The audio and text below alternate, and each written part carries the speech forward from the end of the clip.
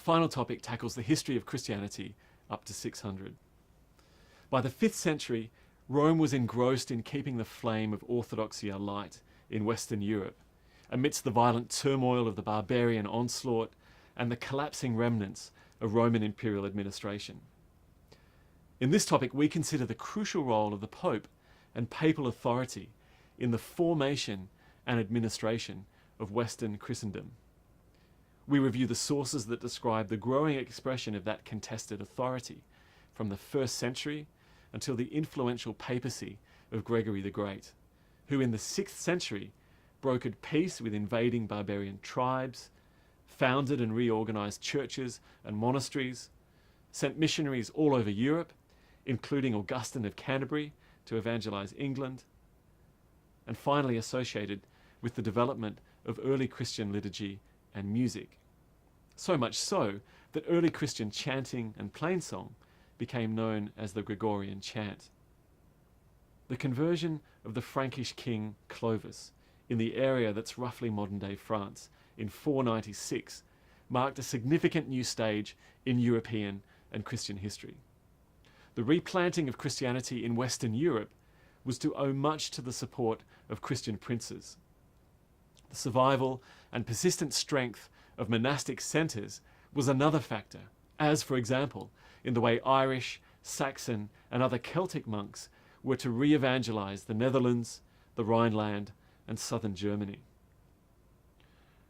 From the 7th century, however, the Mediterranean would be changed forever by the uniting of tribes under a prosperous merchant and religious and military leader, Muhammad.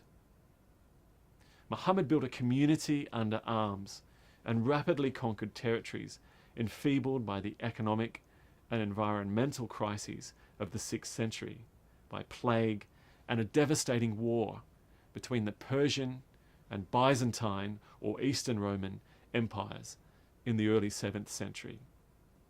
Jerusalem would be captured in 638. Islam was an immediate success story, able to establish a political and military entity that overlapped with its religious sphere.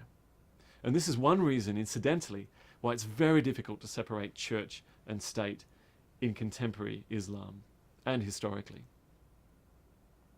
And so, in the hands of princes, monks, and the popes of Rome lay the future of Western Christendom and Western civilization.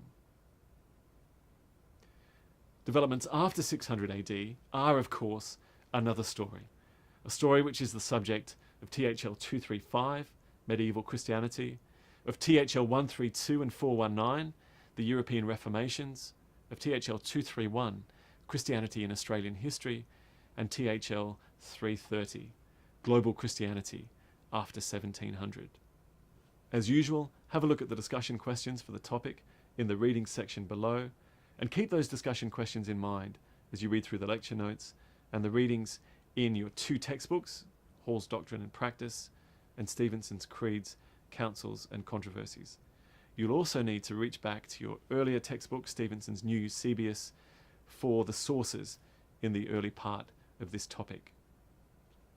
And once again, make sure you catch the webinar either on campus at St Mark's in Canberra, live online, or the recorded version, which will appear in the webinar section below. And as always, please get in touch with me if you have any questions or concerns.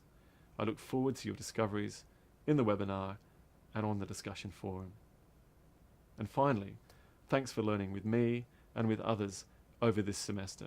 I hope it's been a helpful and richly rewarding introduction to the history of Christianity.